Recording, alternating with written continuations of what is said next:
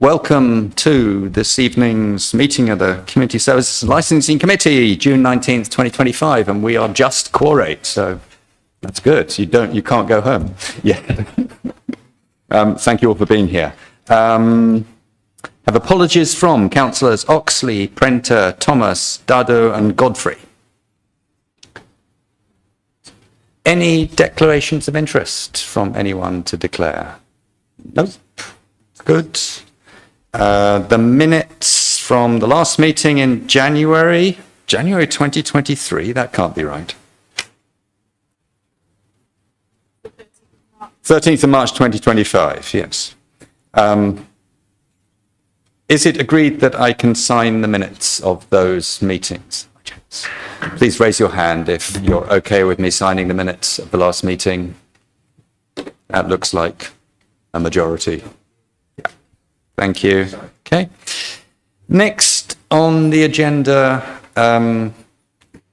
we have public questions, which I'm told is unusual for community services and licensing, but the public questioner is not present, so I will ask this committee if everyone's okay to take them as read, the questions and answers, so that I will not read them out. If you're okay with that, please raise your hand. That looks good too. Thank you very much. So we move on to member questions. There are none, I think. Next, performance monitoring, thanks to Councillors Prenter and Turner.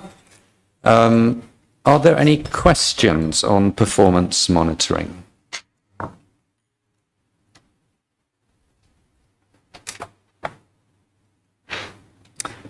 Steve, Councillor Robinson. Yeah, sorry, Chair, I quite a few. Please. The first one is CW12B, which says about mental health initiatives developed, and it says 0. Is there a reason for that?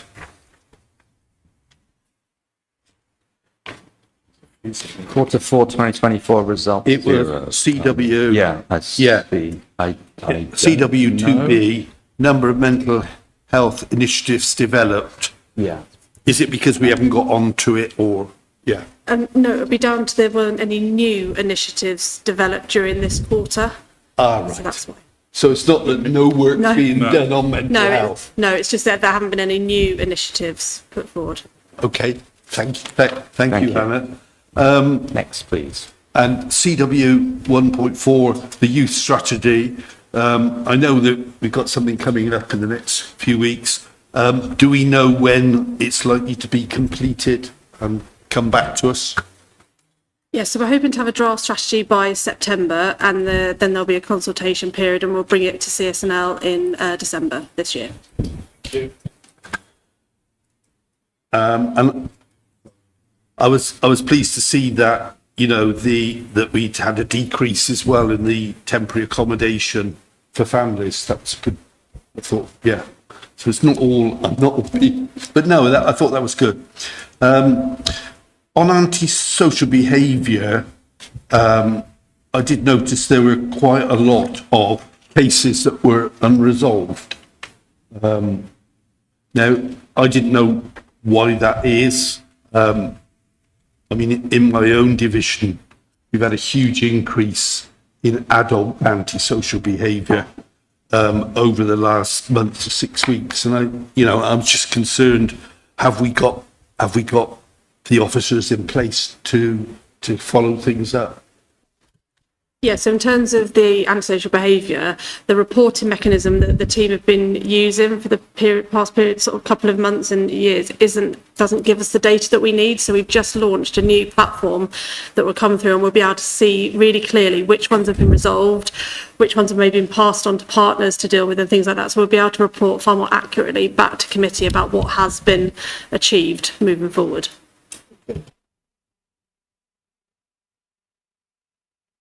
Sorry, could I just ask one further one on the pitch preparation fund, and I know I've asked this before, is that still open each year? Because I never seem to see it anywhere as being advertised toward councillors. They should go out and see within their ward, is there any football pitches that need upgrading?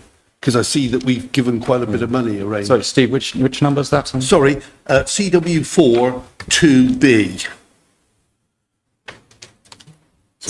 Yes, so it was originally a one-off pot of money that came from I think it was the Football Foundation it came from. So those clubs that are listed on there were ones that applied for that funding. Now the FA have just redone their facilities plan, so they've got a better understanding of where and what needs investment locally. That does sit more with the national governing bodies rather than us. So in the new council plan, that actually isn't within there, but it all comes under the play and pitch strategy. Yeah.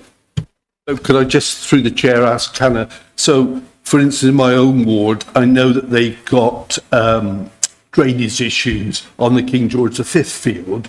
Should the town council be applying to Sports England first, or should they come through the district council?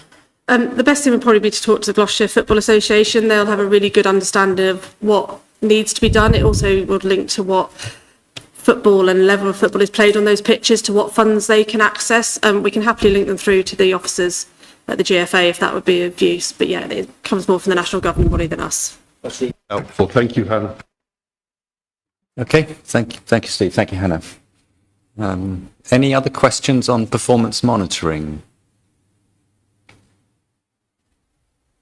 No, if no, again, thanks to councillors Turner, Paul and Nigel Prenter.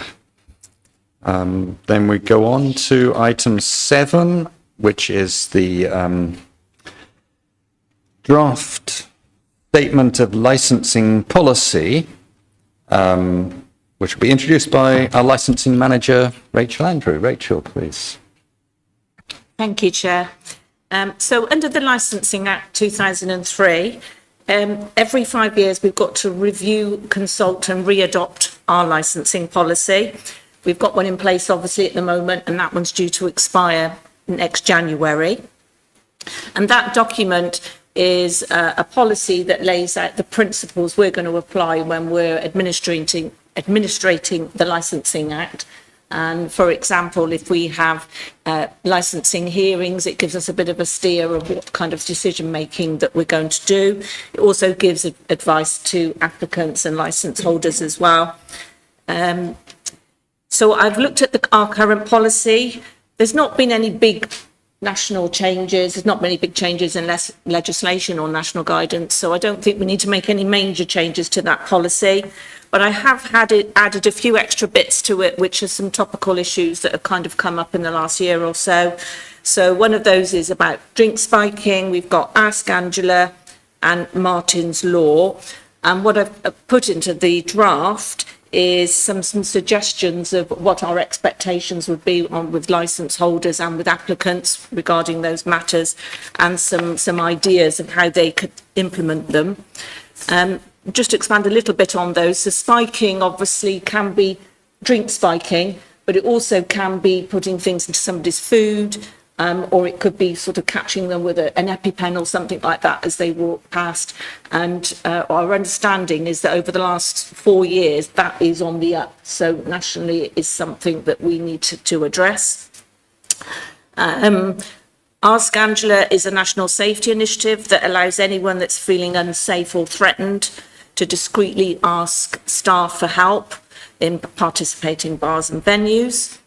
And then Martin's Law, some of you may have heard of this. This is new legislation that focuses on improving preparedness and protection from terrorist attack at venues and events. And the legislation is going to bring in varying requirements, which is based on the size and the type of venue or activity. The Act is already in, but they've actually given it a 2-year lead-in period to people to get ready for it. And the enforcing body is going to be the SIA, that's the Security Industry Agency. So at the moment they license security door staff, and their role is going to be increased. So they obviously need that period to get themselves set up, get their resources in place and be able to do that. One of the things I was just going to mention, as an authority, we can't impose blanket conditions on all our licences. So we couldn't just say we're going to make all our licences have a condition saying that they must be partake in Ask Angela, for example. But we can encourage them through the application process to consider it and maybe volunteer conditions, so they could be added onto a licence as it goes through the application process. And if we get applications that come in either as a new application or as a review, and it's relevant, a hearing panel could impose conditions around maybe Martin's Law or Ask Angela or about drink spiking. So what we have attached to that report is our first draft statement. I'm asking you to have a look at that. If you're happy with it, if we agree it tonight, that we're then going to put it out for consultation. So if you give me the say so, I'll put it out for formal consultation over the next month or so. We'll see what comes out of that consultation. If any of you want to add anything during that consultation period or add any comments, you're more than welcome to do so. And then at the end, we'll pull all together everything that's come in. I'll talk to the chair and vice chair. We'll see whether we want to add anything or make any changes, and we'll come back to committee in September. We can't approve it ourselves with this committee. The legislation says it's got to be adopted by council. So the September committee will be doing a recommendation for full council to adopt that policy. And thank you. If anybody's got any questions, please. Thank you, Rachel. Yeah, any questions to Rachel?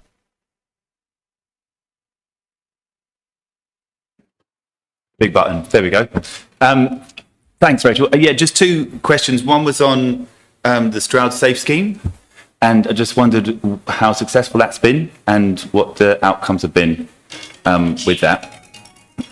And the other one was on Ask Angela, actually, and just it's interesting that we can't enforce that bars and that actually have that as an option. But do we offer any training for them, or do they have to go to like a national body? How easy is it for them to kind of incorporate that with their staff? Because I think there was quite a lot of research done recently on whether bar staff know what it's about, and people would go up there and ask for Angela and they'd be like, nobody like that works here.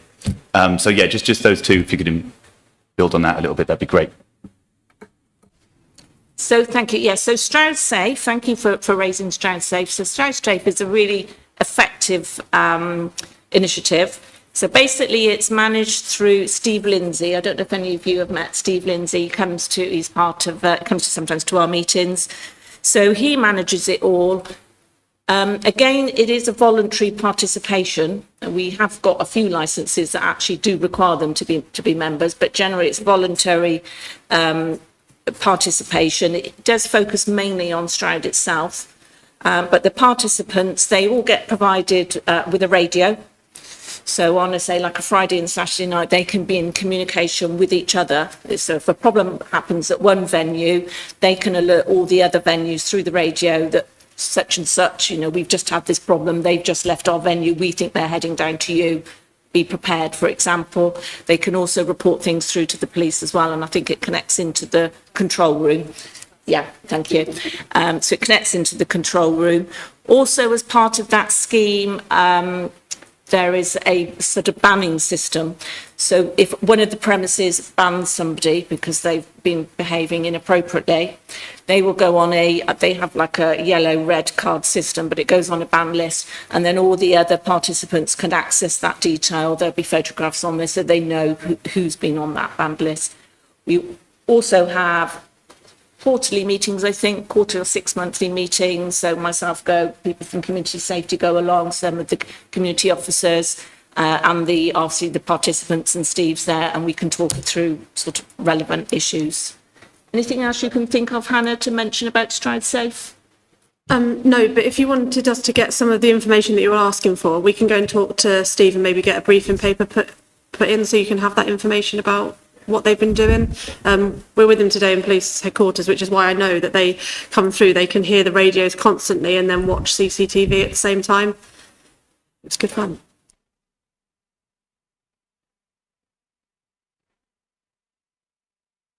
Is that district-wide or is it just Stroud Town?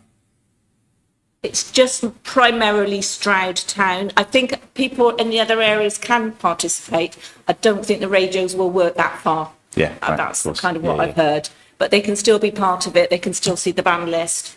Obviously, they Yeah. can still come along to meetings. And I think some of them do come along from the other areas as well, because it's, you know, it's a good source of information for them. And they can share issues and share good practice. Shall I go on to question 2 that you've asked? Or, yeah? Yeah, so you did ask me about Ask Angela, and what was the specifics about Ask Angela that you Just asked? what sort of Training, was it? training and opportunities do we offer bar staff? Okay. Centrally. So we don't offer training facilities ourselves. However, there are some online training facilities nationally, and we've got a web page set up on Stroud District Council's webpage, and we've got links to that training through that webpage, so our local businesses can access it through that. Yeah, Hannah.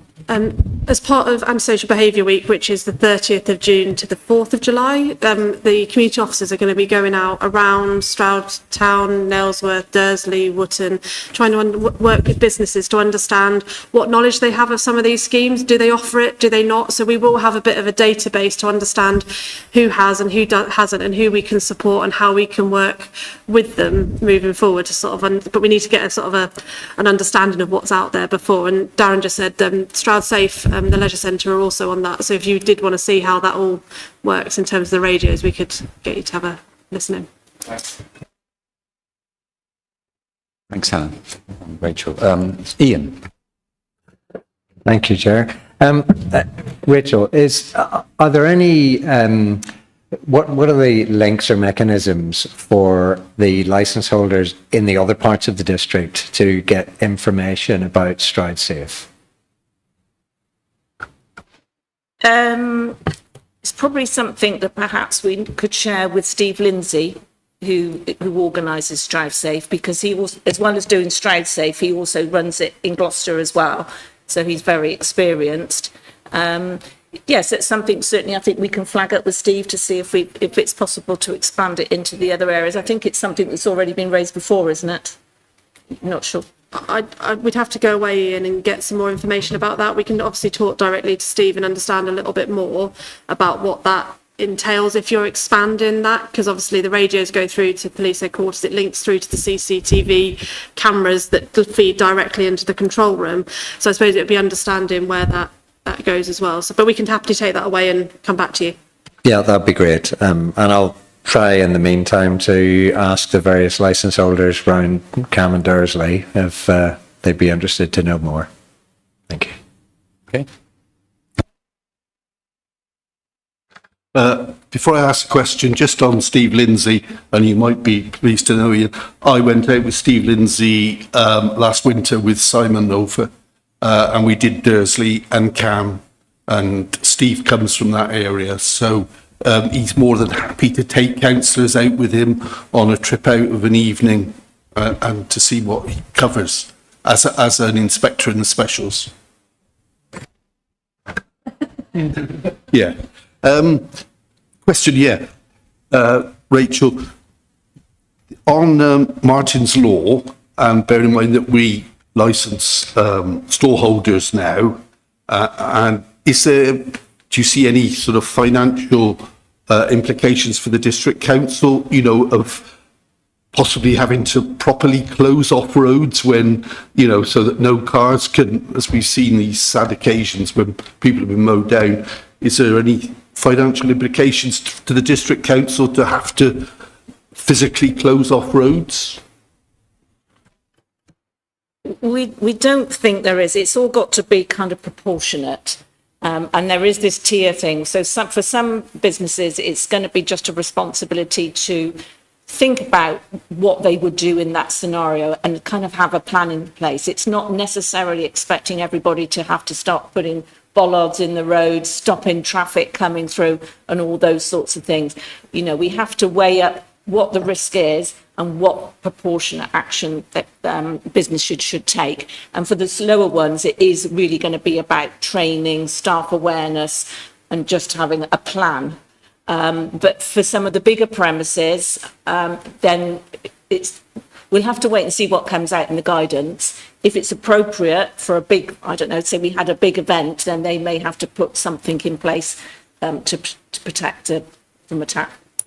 Thank you. That was my concern, that, everybody would have to start having these pop-up, My understanding that is not the intention. Not the intention that they're almost going to make it unworkable for everybody because it's going to cost too much or nobody's going to have access. I don't think that's the plan.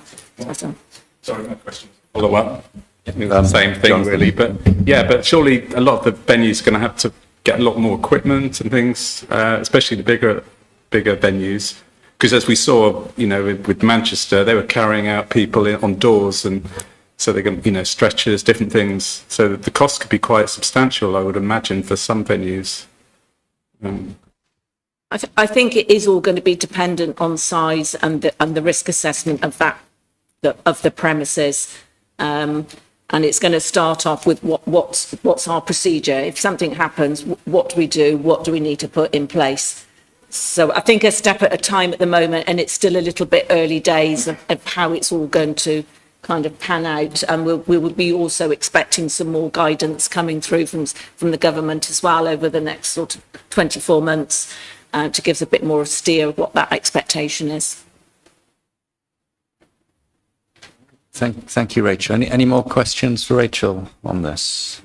In which case, I'll read out the decision, which is that the committee resolves to approve the draft statement of licensing policy at Appendix A and authorise officers to undertake the statutory consultation. Do we have a proposer, please? Steve, thank you. And seconder, Becky, or vice versa. Does a seconder wish to speak now or reserve her right?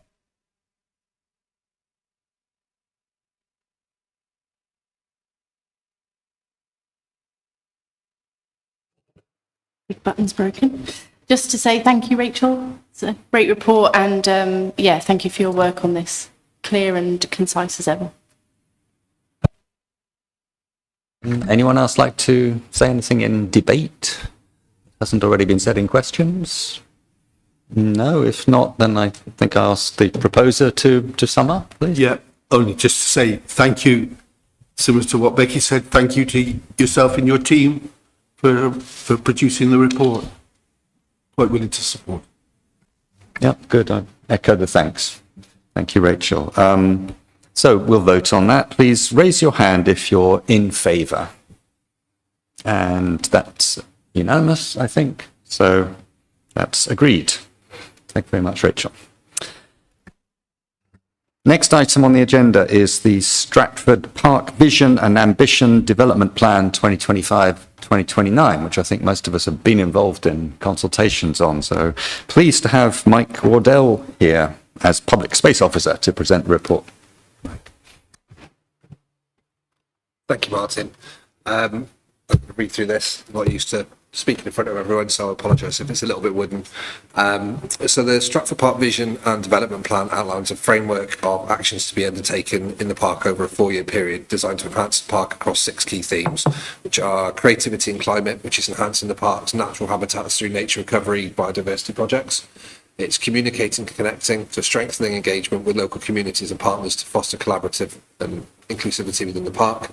Economy and regeneration, supporting the park's economic sustainability while attracting new users and investment. Future generations, so empowering our younger generations to actively participate in shaping the park's future.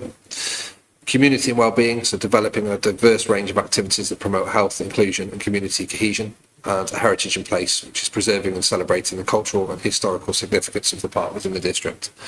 It's a framework of actions was built following consultation with partners, stakeholders and Stroud District Council officers with the goal of enhancing the park for the betterment of park users and the environment. Some of the actions in there are quicker wins, so things like trialling electric equipment in the park, which if that's successful, it reduces the park team's environmental impact, it reduces health and safety issues such as hand-arm vibrations to the team, it's a simple thing to do and to try, and as long as that works, we can get that implemented. Increasing the college's presence in the parks. The college is sat right next to Stratford Park, and we're trying to engage the students to get them more actively engaged, to instill a bit of ownership from younger generations and get them using the park. And some of the actions are larger pieces of work, so things like looking at a seasonal cafe, which will support the Lido and the play areas. That's going to involve a much larger piece of consultation, and then following that, if that was a thing that was demonstrated, there was a need or want for it, we'd then need to create a business case, which we'd then need to submit. Likewise, another one I've put there is the water quality improvements to the lake. They're already underway, but it's a lengthy process. It's not going to fix straight off the bat. We need to do a few things first. Any questions? It's a bit of a whistle stop. Thank you, Mike. Well, as I said, I think everyone has had a chance, and probably most of us were at the consultation events you did, which were excellent, and we all had input. But does anyone have any questions now for Mike on that? Any further questions? Oh, it's just so good. Yeah, please, Steve. Thanks, Mike. You said you'll be doing further consultation. Did I couldn't quite hear, but Yes, so some of the actions, kind of standalone pieces, they're either underway or they're quite straightforward. Some of them will need more consultation. So, I don't know, if we're looking at a signage review, for instance, that'll need to be involving people with a lived experience to have their say in it. So the actions themselves, while they're a thing to look at, to deliver, we will need to talk to other people and consult with other people to make sure what we're looking at for the park is what users and the community want. it was only that I noticed that, for instance, and I know they've been very active over the last 3 or 4 years, the Lido group, weren't on the list of consultees, and I just wonder whether is that you just sort of picked so many and No, they were invited. oh, right. Yeah. Thanks, Steve. Mike, Jonathan. Yeah, it was a cracking report. So many good ideas and partnerships and different things. Number of comments I could make. On active travel, obviously that's going to be encouraged. I've lost my track now, what I was going to say. So we're looking at more sort of cycle storage. Are we looking at sort of incentives as well for people who, to cut down on travel by car? So more incentives to use facilities and things by active travel? Not specifically, but that will come under the kind of the car park regeneration review, and following the consultation from that, if that's something that comes up, then it could be looked at. Any other questions from anyone? As has been said, it's a very Just another. It was great seeing all that about the regeneration. The natural regeneration with the car park for flood prevention, things like that. Do we harvest water from from the leisure centre? Do we do any rain harvesting? Not that I'm aware of directly rain harvesting, but the Lido itself is filled from an aquifer underneath the park. So we've got a licence to take water from the park, which fills most of the Lido, I think, each year. But we don't actively rain harvest at the moment. Not that I'm aware of. Any other questions from anyone? If not, the decision is that the committee resolves to A, adopt the Stratford Park Vision and Ambition Development Plan 2025-29, and B, delegate authority to the Chair and Vice Chair of Committee and Strategic Director of Communities to explore the ambition of the park using the plan as a framework for future consultation and development. Do we have a proposer, please? And a seconder, please. Who would like to second? Jonathan to second, thank you. Jonathan, would you like to say anything else now? Not yet, no. Anyone else have anything they'd like to say in debate? Yeah, Paul. You mentioned the car park as far as further development is concerned. I'm conscious of the fact that we have actually held some events that were cancelled because of a lack of facilities in parking. Are we going to look at extending the parking facility? I know we don't want the cars there, but at the end of the day, if it's going to spoil an event that people are looking forward to, are we doing anything about that? So one of the actions that sits in the plan is to explore larger events in the park, and part of that exploration is working out what we can do and how that car park works with what we've got there currently. What that means in the future in terms of building a bigger car park, I don't know, but that's where that part is in there. Is if we want larger events in the park, how do we manage it? How do they look? How's that going to be facilitated? Some of that might be working with the college, which is what we did at the recent event. We used their car park as an overflow.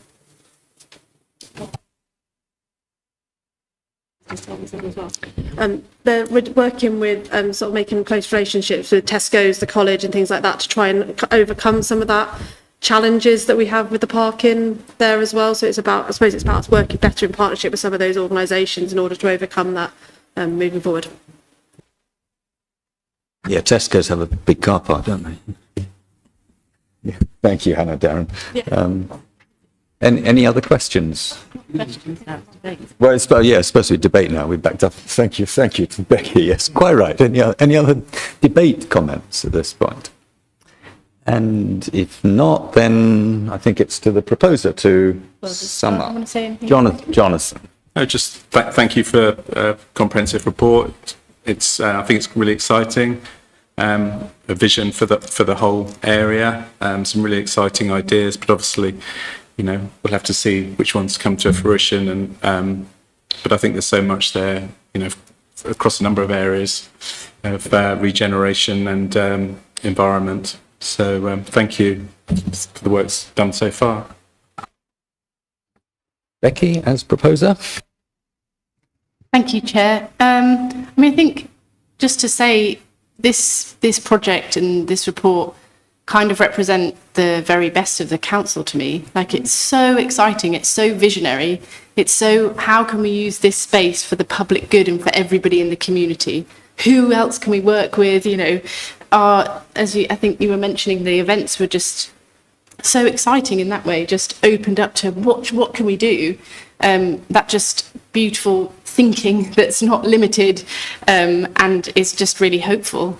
So yeah, I think it's going to be just an incredible thing for our district and for all the generations to come. And thank you. Chair's prerogative, I'll just echo everything Becky and Jonathan just said. I think it's a great, really exciting plan with lots of potential and things that have to be developed further in it. It's that potential in it that looks so exciting, yeah. So then we get to the vote. If you're in favour of approving, what are we doing? We're adopting the Vision and Ambition Development Plan. Please raise your hand. And that looks to be unanimous. Super. So thanks very much, Mike and Darren. Thank you. Then we will go on to the next item 9 on the agenda. Approval for Household Support Fund 7 Delivery Plan, April 2025 to March 26. And Hannah Drew, Physical Activity and Health Development Manager, will present the report for this one. Hannah. Yeah, thank you, Martin. As you'll see, I'm not Emma. Emma is the one that has put this report together. Unfortunately, she's not well tonight, so can't be here, so I'm presenting on her behalf. So the household, for those of you who don't know, the Household Support Fund was introduced back in 21-22 and was aimed at the purpose of providing support for households who otherwise would have struggled to buy food, pay for essentials, utility bills, and other sort of cost of housing and living expenses. So HSF 7 allocation has shifted away from the reliance on like a quick fix, so solutions like your supermarket vouchers, and more towards a preventative support measure, which us as officers and the community partners really welcome the fact that the new version is going to allow us a year-long allocation with a greater focus on prevention even. So the delivery plan for Stroud builds on the good partnership work developed since the start of the cost of living crisis across the district and is focused on a longer term change to increase community resilience and well-being. The learning and outcomes from the delivery of the HSF will feed into the actions within the new council plan. So point 2.9 obviously highlights the proposed household support funding delivery plan for April 25 to March 2026, and that's what we've come to seek approval from tonight. Thank you, Hannah. Any questions for Hannah? No, don't see any questions. I think, yeah, Jonathan. So we're looking at working in partnership with Citizens Advice, P3, different other groups. Have we got the capacity for the advice knowledge? Because it is, I mean, I know, you know, Citizen Advice, they're trained up for like 2 years before they can deliver. So with all the other agencies, are they equipped with the capacity and knowledge to help? Because obviously there's a big need. That's a lot of the work that Emma does with the community hubs as well as with Citizens Advice and everything like that, to make sure they have got the skills and knowledge that they need to be able to support those communities. I can get some more information about the support that and training that they're given. I don't have the answer to that, but I can get that for you. Thank you, Hannah. Any other questions for Hannah? In which case, the decision is as follows. The committee resolves to A, approve the Household Support Fund HSF7 delivery plan, and B, delegate authority to the Strategic Director of Communities for any necessary changes to the plan before March 2026. Do we have a proposer, please? Ian, thank you. Proposer, and seconder, please. Becky, thank you. Does the seconder wish to speak at this point, or reserve her right? I'll just say a quick word now. Thank you, Chair. Hope Emma feels better soon. Just to say, really, I think it's great, like you were saying about the supermarket vouchers and just changing away from that, because when we started the cost of living crisis working group, that was kind of the knee-jerk reaction, wasn't it? And there was funding coming out really quickly with a really limited window, and it kind of almost echoed the despair of the crisis itself. So it's really positive to see that it's kind of moving in a direction that's a bit more, as you always work, actually, Emma and team and all of you, preventative, and it's always better than a cure, isn't it? Thank you. Good, thanks, Becky. Anyone else like to say anything in debate? Steve. Thank you, Chair. Yeah, I was pleased to see how the money's being divided up now, and it's not just going on the vouchers.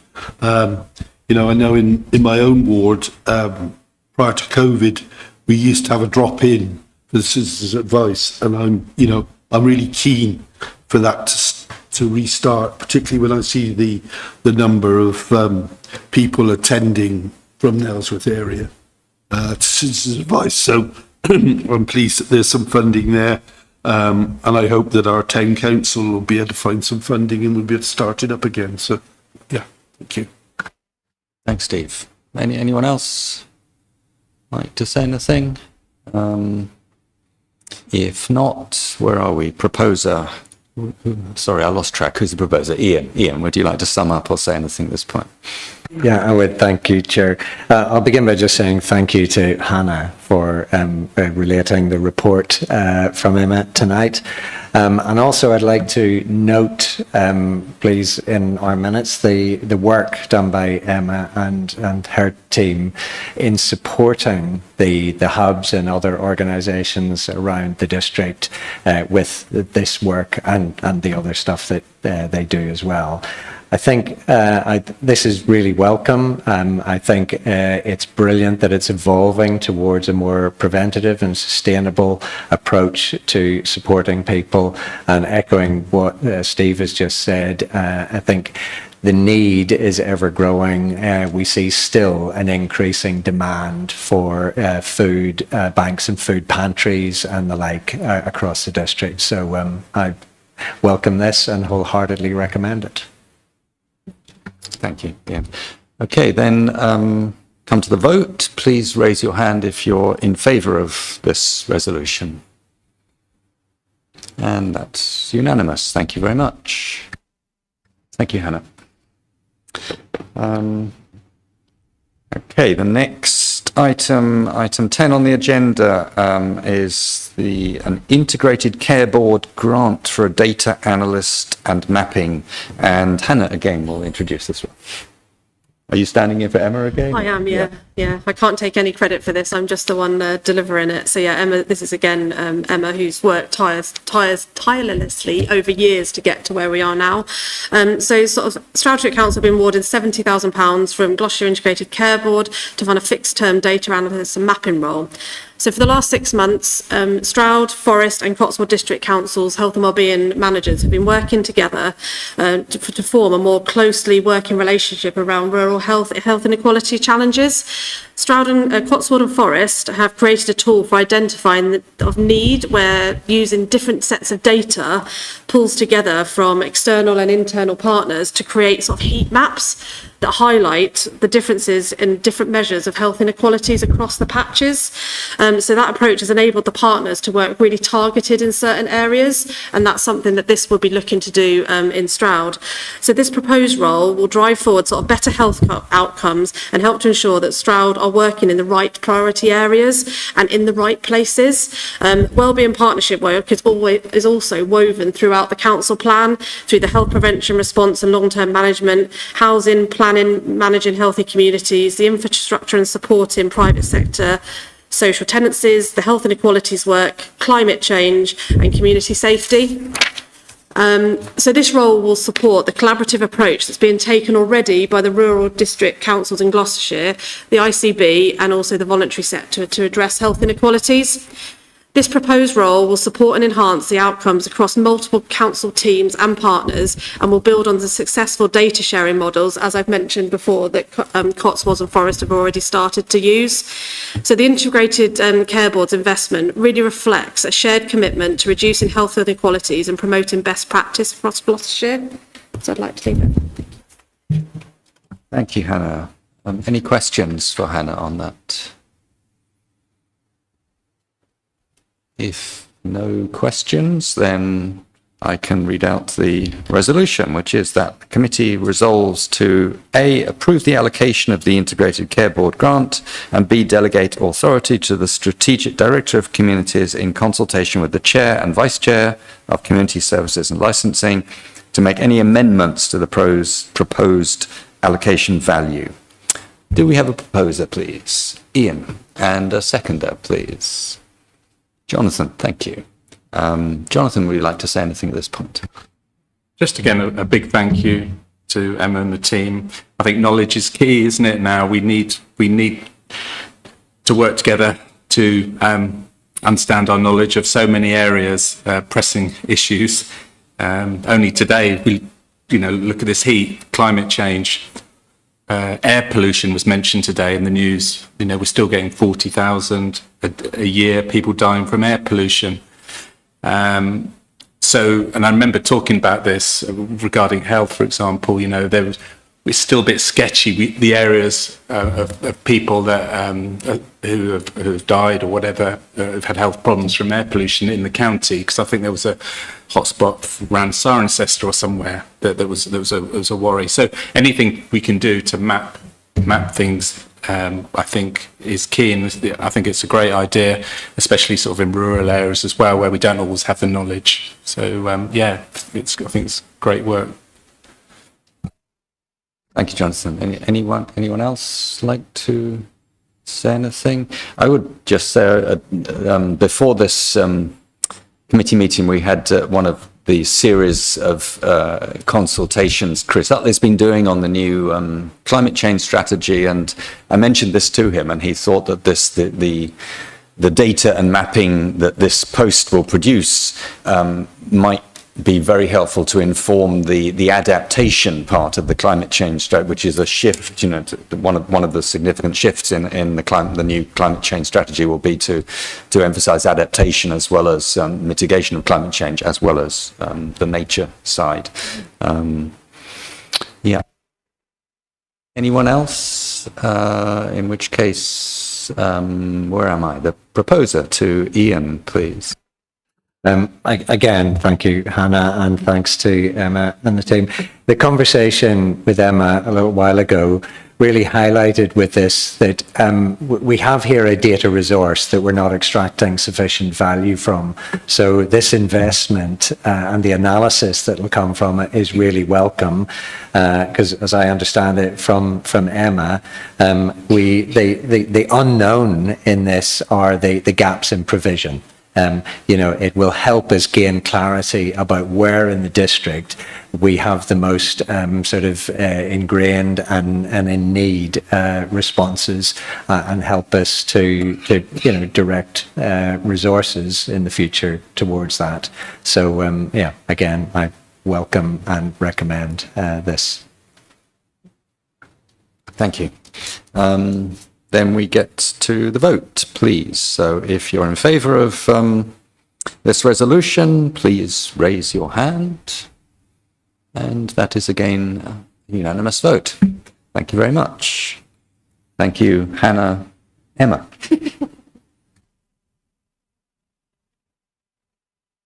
And right, where do we get to? We come to appointments. Yep, appointments to various things, including outside bodies. So first of all, performance monitoring representatives. We have 2 nominations, Councillor Prenter and Councillor Turner, to continue in their positions. Do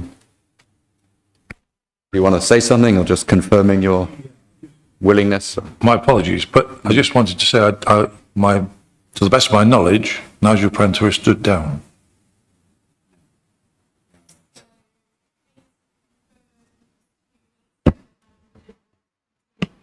Ah, that's okay, because he notified me that he was not going to be continuing. Steve. Yeah, that we've had a meeting, and that the 3 other Labour councillors will cover the meetings until Nigel's back with us, which may not be till the autumn. Mm-hmm. Okay, that sounds good to me. That's okay. You will have somebody with you, Paul. But it could be Ian, it could be Fraser, it could be myself. So as per availability, yeah, that's okay, is it, Becky? Mm-hmm. So sort of three rotating substitutes, as it were, if it works. So you'll check that, Becky, whether we can do it. Thank you. Yeah. Okay. Thanks both. Otherwise, don't think we have to vote on that. Oh, we do. Please raise your hand if you support the nomination. So we're nominating Paul and Nigel. Thank you very much. Looks unanimous. Then we come to outside bodies, and I think right, they're on the screen. Just to note some increases. So Museum in the Park is increasing from 1 to 2 representatives, Know Your Patch from 2 to 3, and the Youth Council from 2 to 3. So they're all as on the screen. Looks like we need a substitute for the CA Citizens Advice. Is that the case? Yeah. Right. Is there anyone here who would be interested, willing to be a substitute rep on CAB? You can't, yeah. Because that will have to put it out. I'll take it away and then offer it out to members, and then that appointment will come back to September, assuming that someone comes forward. Okay. Thanks, Becky. Good. Then I think we vote on these en masse. So if you approve of this whole list of nominations, please raise your hand. Very good. Thank you very much. Unanimous. They are all thereby appointed. And the next item 12 on the agenda, member officer reports, which are all to note. I'll just run through them quickly, see if anyone has any questions. They've all been published in the pack. I think there's the museum, and I'll run through them. If you give me, show your interest if you want to ask anything about the Museum in the Park report, police and crime panel, citizens advice, and Cotswold Cotswold District, CASCD. What's that? The Cotswold's equivalent of CAD? Or? It's a joint. The joint one. It's Stroud District. Right, okay. Oh, I see. It's right. I was misreading it. Yeah, it's not two things. It's one. Yeah. Kings Hill House and Stroud Fund. There was a Stroud update on Stroud funding, which we know the second round is just happening now, and leisure performance. Darren's report. Any questions on any of those? No. Did we vote on that? No, we're just noting them, aren't we? Yeah. Okay. Which leaves only the work programme. Does anyone want to add anything to the work programme for this committee so that we can have even longer meetings? But if not tonight, things can always be submitted, right, Becky, at any time if you think of anything that you want to add to the work programme. Otherwise, I think we're done for the evening. Thank you very much, everyone. Happy to have been quorate. Ian, did you get any news? Not yet.